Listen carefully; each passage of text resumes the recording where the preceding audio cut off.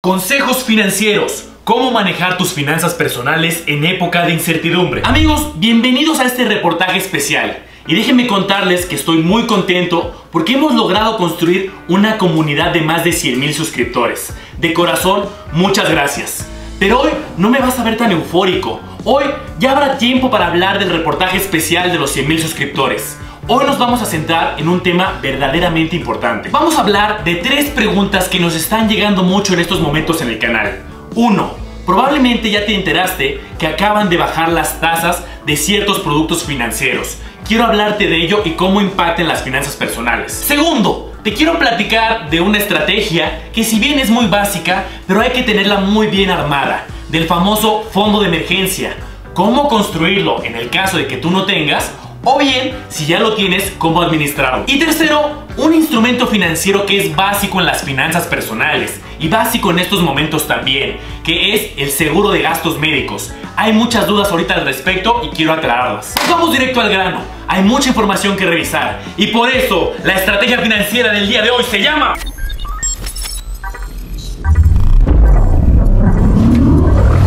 Reportaje de tasas, armar tu fondo de emergencia y protección médica ante la situación actual. Pues sí, ya te diste cuenta, las tasas acaban de bajar. Ya llevábamos algunos meses con una tendencia de tasas a la baja, pero nuevamente la semana pasada volvieron a bajar. Ya lo he dicho en otros materiales del canal, que hay momentos en que las tasas de la economía van a estar más altas, tanto de las inversiones como de los créditos. Y otra época van a estar un poco más bajas, tanto de las inversiones como de los créditos. Y te vas a dar cuenta si tú ya estabas invirtiendo, por ejemplo, en algún pagaré de algún banco o en CETES, vamos a ver una ligera baja en la tasa estos días. Y como te decía, también deberíamos esperar que los créditos fueran más baratos. Los bancos deben de ajustar las dos, tanto de las inversiones como de los créditos. Banco de México o Banjico decidió bajar las tasas de un 7% en las que nos encontrábamos a un 6.50%, es decir, una baja del 0.50%. Recuerda que no es que los bancos o las instituciones financieras te tengan que pagar exactamente esa tasa. Vamos a ver algunas instituciones que lo están pagando por arriba, unas que lo están pagando ligeramente por abajo, pero sí ponen los niveles generales de más o menos por dónde van a estar pagando esas instituciones. Te quiero compartir estos datos. Fíjate en las tasas históricas y mira cómo en el 2013, 2015, las tasas de hecho llegaron a estar en niveles del 3-4%. En esos momentos te acercabas con una institución financiera y eso era lo que te pagaban. Ahora está en niveles del 6.50%, pero recuerdas, hace unos meses estábamos en niveles máximos históricos del 8.25%. Pues sí, así es, las tasas cambian en el tiempo. Y la pregunta natural aquí es ¿por qué hace eso Banco de México? ¿Por qué Banjico quiere en estos momentos acaso que no invirtamos? Bueno, te voy a dejar aquí un extracto del comunicado íntegro que sacó Banco de México y puedes darte cuenta que ven que el crecimiento tanto del mundo como del país pues está desacelerando, se está frenando, no es como lo estaban esperando hace unos meses. Entonces sí, deciden bajar las tasas. ¿Para qué? Para que haya crédito más barato y de verdad esperemos que las instituciones financieras sí bajen las tasas realmente para quien tiene que tomar necesidades a crédito en este momento, ya sea una persona, una familia o una empresa. Y segundo, bajan la tasa de inversión para incentivar el consumo, es decir, para que el dinero se esté moviendo entre la economía. Claramente aquí puede haber un poco de sentidos encontrados. Bajan las tasas y no es que nosotros como inversionistas debemos decir ya no voy a invertir, me lo voy a gastar todo. No, claramente tenemos que ser muy selectos. También tenemos que seguir invirtiendo, ser muy responsables. De hecho, hasta recortar nuestros gastos innecesarios. De hecho, para mí es importantísimo no solamente seguir ahorrando, seguir invirtiendo, sino adicional, tener ciertas inversiones o ahorros muy líquidos de lo que conocemos el famoso fondo de emergencia. Y empecemos por lo básico. ¿A qué nos referimos con una emergencia? Bueno, por ejemplo, quedarse sin empleo, una avería en el hogar del automóvil, algún accidente. Y para que quede bien claro, comprarse un nuevo celular, comprarse la ropa de temporada, eso no es una emergencia. ¿Qué sigo encontrando en la práctica? Que muchas personas para atender este tipo de imprevistos, pues ¿qué hacen? Dan un tarjetazo, usan la tarjeta de crédito o recurren a un préstamo a familiares y amigos o a alguna institución financiera. Pero claramente pedir un préstamo, sobre todo cuando las condiciones son complicadas, pues se puede tornar aún más complicado. ¿Por qué? Pues porque justamente en este momento que la economía no está generando tantos empleos, tanto negocio, pues sí puede haber dificultades para el repago. y recordemos que las tasas de interés suelen ser muy altas. Además, recordemos otra cosa: si llegas a tener algún atraso o no podemos pagar, pues eso puede generar que tengamos una mancha en nuestro buró de crédito, donde justamente ahí indiquen que existió este atraso. Y eso va a generar que en el futuro, cuando pidamos más préstamos, un préstamo para una casa, para un negocio, pues las tasas y las condiciones pues sean más altas y no sean las óptimas. Entonces vamos a empezar a responder preguntas clave. ¿Cuánto debo ahorrar? Muchos especialistas allá afuera nos hablan de una regla de dedo de entre 3 a 6 meses de tu sueldo. La realidad es que no hay una fórmula exacta o tampoco hay mucho consenso al respecto. Pero bueno, por eso vamos a ver aquí 4 metodologías para que tú las analices y veas cuál es la que más se adapta a ti. Primer método, el método de los gastos fijos. Este es muy sencillo. Sí, claro, requiere que saques papel, pluma, que arrastres el lápiz y así como aquí te comparto una tabla, que anotes todos los gastos fijos. Aquellos que no podemos recortar, si hay que pagar la renta, la alimentación, hay que pagar colegiaturas, bueno, los vas a listar aquí como en este ejemplo, y ya que tengas el número mensual, lo vas a multiplicar por 6. En este ejemplo, 11,000 por 6, 66,000. Y claramente, dependiendo de las circunstancias personales de cada quien, hay quien me puede decir: oye Manolo, pero esta cantidad es muy retadora. Lo importante es que la empecemos a trabajar, la empecemos a ahorrar, la empecemos a invertir. ¿Para qué? En un caso extremo de tener un desempleo, bueno, pues vamos a tener para poder estar estos 6 meses pagando al menos nuestros gastos fijos. La segunda metodología es muy similar. Son tus gastos fijos, pero adicional considerar los gastos variables. Retomando el ejemplo, los gastos fijos pues ya sabíamos que eran de 11,000. Pero vamos a suponer que una persona tiene un gasto variable que no quiere, que no puede recortar. Por ejemplo, invierte en capacitación online cada mes. Y aquí vemos un ejemplo donde cada mes en promedio invierte diferentes cantidades, es decir, variables.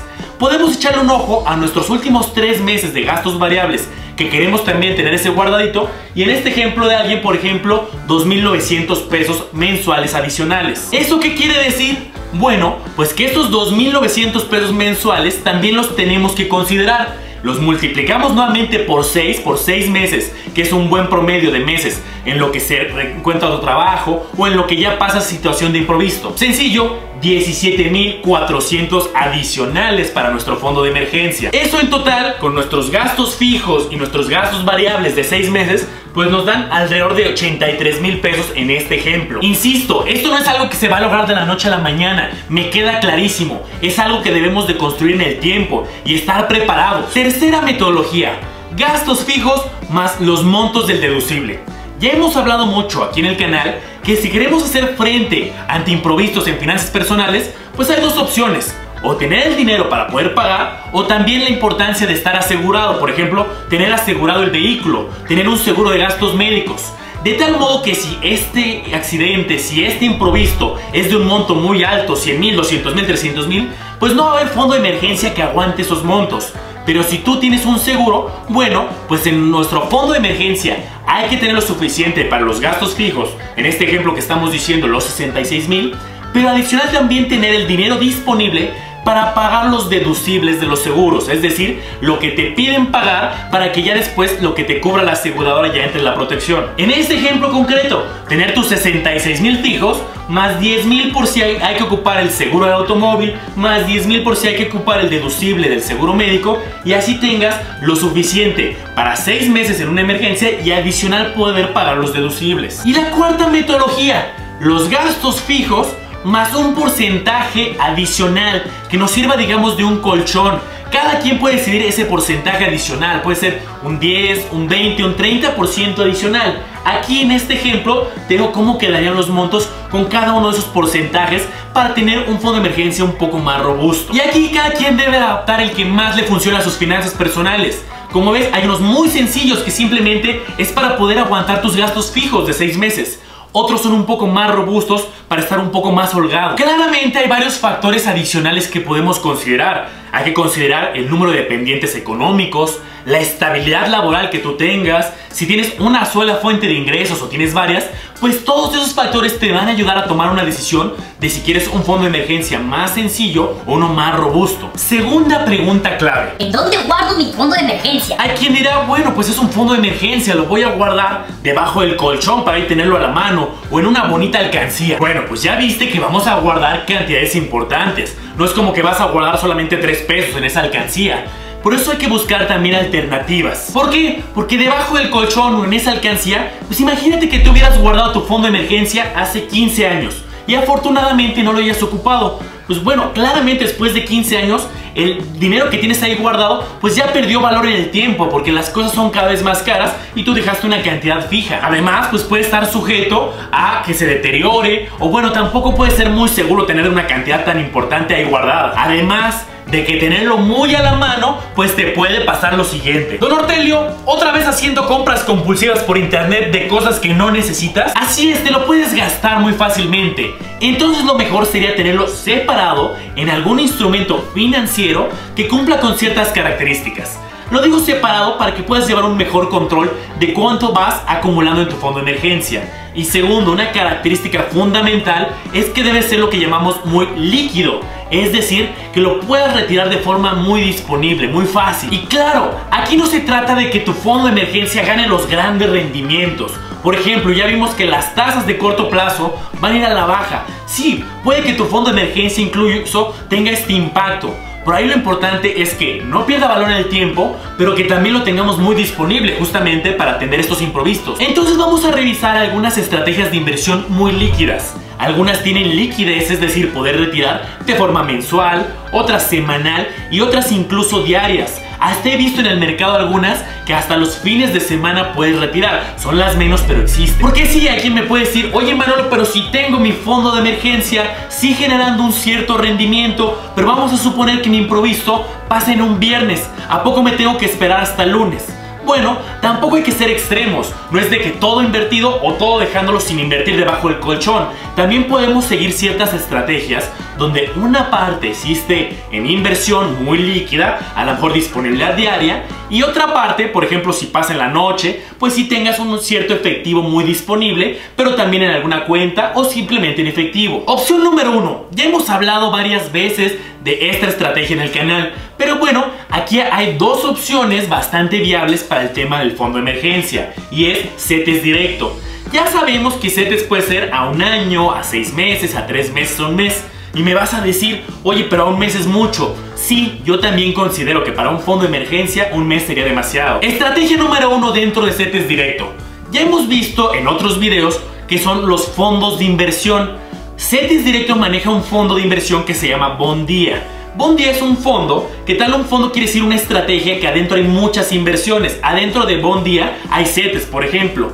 Pero aquí la gran diferencia es que aunque adentro tenga inversiones a 1 mes, a 3 meses, a 6 meses, en Bondía no estás obligado a estar hasta estos 3 meses, 6 meses. En este caso tienes liquidez diaria, es decir, puedes tener un recurso en Bondía y puedes comprar y vender de lunes a viernes. ¿Esto para qué? Por ejemplo, si necesitas un dinero el día de hoy, bueno, pues haces una venta y retiras el dinero. Claramente solamente es de lunes a viernes, entonces tenemos una liquidez muy inmediata, pero sí también tiene esa restricción. Estrategia número 2 dentro de CETES directo. Ya te dije que comprar CETES a 1 mes, pues es mucho. ¿Qué tal si tienes un imprevisto hoy y necesitas esperar 28 días para poder tener liquidez de ese dinero? Bueno, te voy a pasar un tip. Vamos a suponer que hoy es la semana 1 de 1 mes y compras CETES. La siguiente semana, la semana 2, vuelves a comprar otra proporción en CETES. La semana 3 nuevamente y la semana 4 vuelves a comprar. Es decir, durante 4 semanas consecutivas partes tu recurso y lo inviertes cada semana. De tal modo que cada semana vas a tener un vencimiento en 28 días. La segunda semana dentro de otros 28 y la que sigue dentro de los 28 futuros. Pero ¿qué va a pasar con eso? Eso es para estructurarlo desde el principio. Pero cuando ya pase toda esta estructura, tú vas a tener un vencimiento diferente cada semana. Es decir, 1 mes después, esta semana me va a caer dinero, o la que sigue el vencimiento de la otra, y la que sigue el vencimiento de la otra. Es decir, tienes vencimientos escalonados. De tal modo que estructurarlo de ese modo te va a dar liquidez semanal, porque cada semana va a estar un vencimiento de los CETES. Segunda opción, se podría tener dinero en una institución financiera, en alguna sociedad financiera, en algún banco que te ofrezca mucha liquidez. Es decir, pues claramente si lo tienes en una cuenta, pues tienes liquidez inmediata.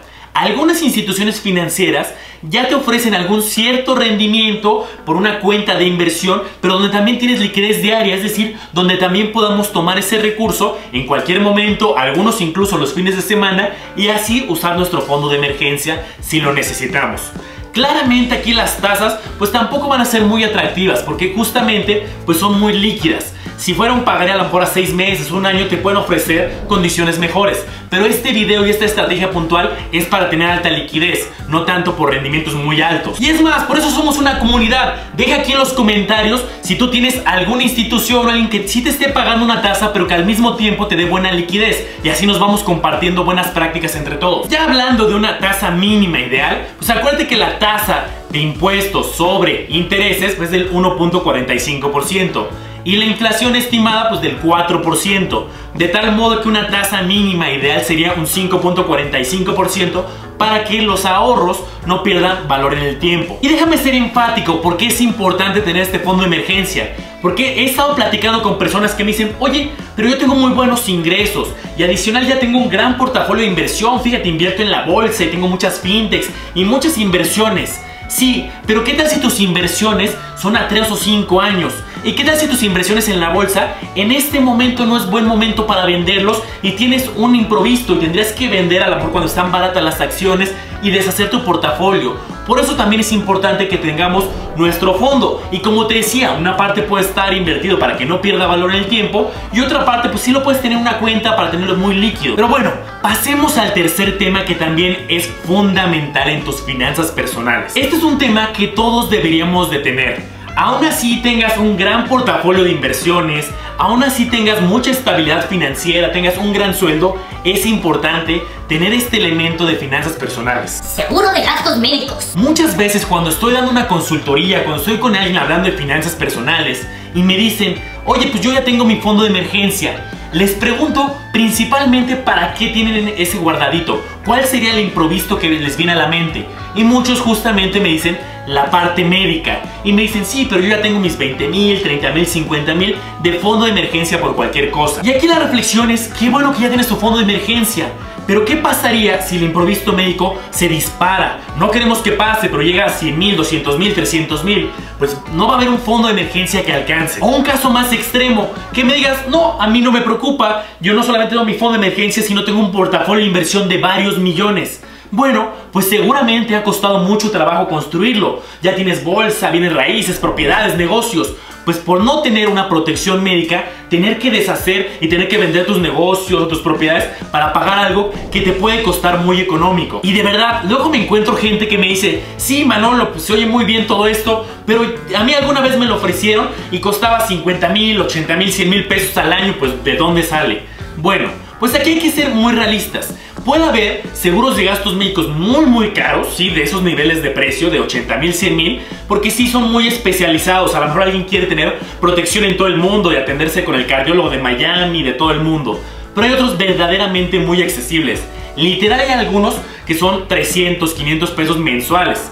Claramente pues hay que buscar uno lo suficientemente robusto. Y ojo, una pregunta muy frecuente que está llegando ahorita es: oye, Manolo, ¿y me conviene tenerlo ahorita por la situación actual? Este es un tema que vale la pena tener esta protección desde ahorita y siempre. Uno no está exento de cualquier imprevisto.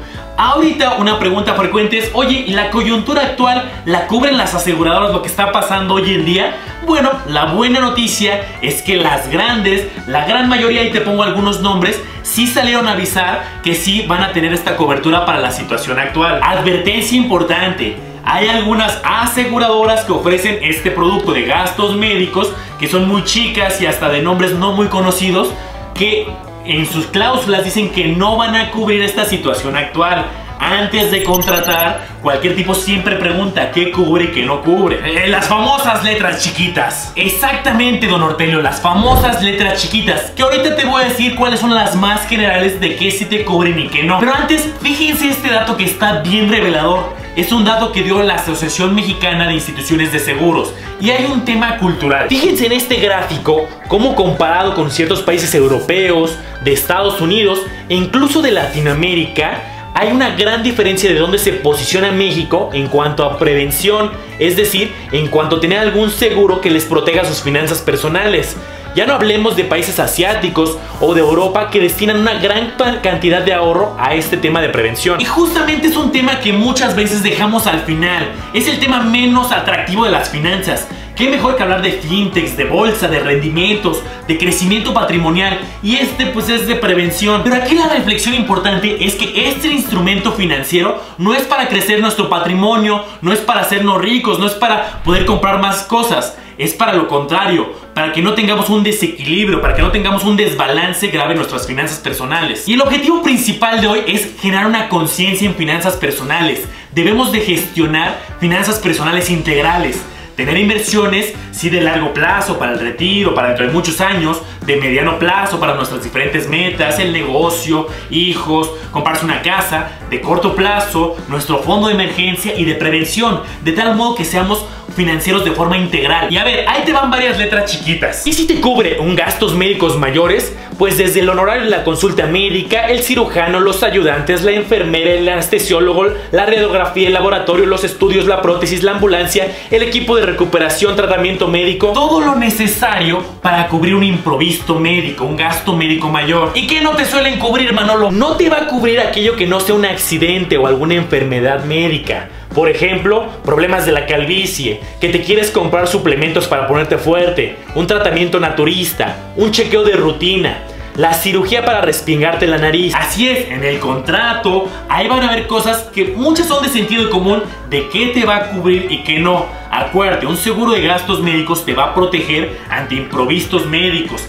ante accidentes. Eso es justamente lo que te cubre. Por eso es importante tenerlo en finanzas personales, para que no haya un desequilibrio de algo que puede ser costoso. Ahora, déjame darte un dato que muchas aseguradoras no quieran que sepas.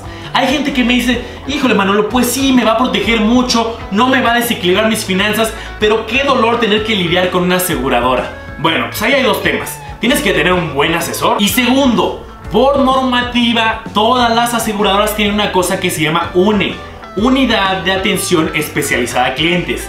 Es decir, las autoridades les pidieron que tuvieran un teléfono donde pueden levantar los clientes, pueden levantar quejas, inconformidades. Y esas cifras se reportan directamente a la Conducef y se hace un registro de todas las quejas que tengan en UNE. Entonces, si tú le llamas directamente al asesor, pero no te resuelve, adicional llamas a la atención UNE, ellos no quieren tener malas cifras en UNE. Quieren justamente que tengan historiales muy limpios para que no se vean manchadas sus cifras. Entonces ahí te las van a tener también de volada. Un buen asesor, más aparte levantar una inconformidad en UNE y con eso estás hecho. Manolo, ¿y entonces cuánto cuesta tener un seguro de protección de gastos médicos? Pues ya te decía, don Ortelio, hay de muchos estilos con muchas condiciones. Puedes buscar unos extremadamente accesibles, que a lo mejor son de 500 mensuales, pero también hay unos muy robustos que sí cuestan 2,000, 3,000, 4,000 pesos mensuales. Aquí sí hay que analizar muy bien qué tipo de necesidades tenemos. Hay diferentes factores que también influyen en el costo. Por ejemplo, cuando se es más joven, suelen ser mucho más económicos. Alguien que ya tenga a lo mejor 60 años, pues puede ser un poco más costoso y depende de eso mucho, de la edad, del género y otros factores. Hay algunos que ahorita que estuve haciendo el análisis y comparando cómo está el mercado en cuanto a seguros de gastos médicos, pues hay unos bien accesibles que se compran desde online y que cuestan 400, 500, 600 pesos mensuales. Estos claramente solamente te van a cubrir una pequeña suma asegurada, es decir, varios que encontrarán hasta 1,000,000 de pesos. Es decir, te va a cubrir desde cosas muy accesibles hasta 1,000,000 máximo. Y hay otros mucho más robustos que sí te cubren 50, 60, 70 millones de suma asegurada. Es decir, que tienes una suma asegurada muy alta para cubrir cualquier cosa. ¿Cuál de los dos es mejor? Pues bueno, uno robusto conviene mucho para tener una importante suma asegurada, de tal modo que cualquier imprevisto a lo largo de la vida, pues lo puedas cubrir.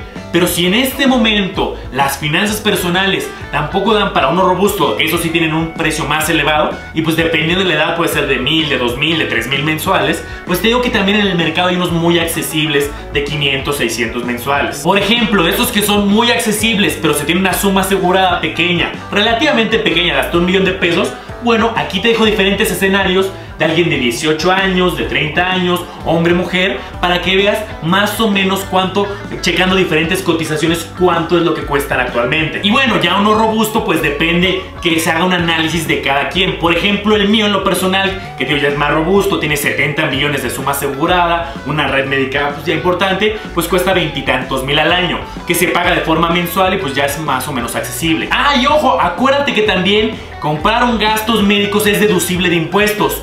Tú le avisas a Hacienda: oye Hacienda, acabo de hacer una inversión en un seguro de gastos médicos. Se lo compruebas a Hacienda y en tu declaración anual te van a regresar impuestos, te van a dar un premio de algún modo, te regresan impuestos por tú haber comprado este seguro de gastos médicos. Así sale más barato, ¿no, Manolo? Exactamente, don Ortelio. No tenemos pretextos. Hay unos muy accesibles, hay otros más robustos, pero si tú ya tienes tu prevención médica y además tienes un fondo de emergencia, pero que este fondo de emergencia, como te decía, lo ocupes para otros temas, para unos imprevistos del hogar, o en caso de desempleo, pero solamente tengas una parte ahorrada en tu fondo de emergencia para el deducible de los gastos médicos, porque no va a haber un fondo de emergencia que alcance lo suficiente para una emergencia médica de $500,000, de $1 millón, de más. Pongamos nuestras finanzas en orden. No sabemos qué va a pasar en estos meses, en estas semanas, pero qué mejor que estar preparados. Si requieres información, por ejemplo, de gastos médicos en su versión robusta o en su versión muy económica, pues ponme un WhatsApp y armamos un traje a la medida. Y cuenta conmigo de que van a venir muchos más videos financieros en el canal. En este momento hay que estar con muy buena comunicación, con mucha información para tomar buenas decisiones. Gracias por formar parte de esta comunidad. Dale like, suscríbete y activa la campanita para que te avisen de los demás videos financieros. Aquí te voy a dejar otros videos relacionados al tema que vimos hoy. Échales un vistazo.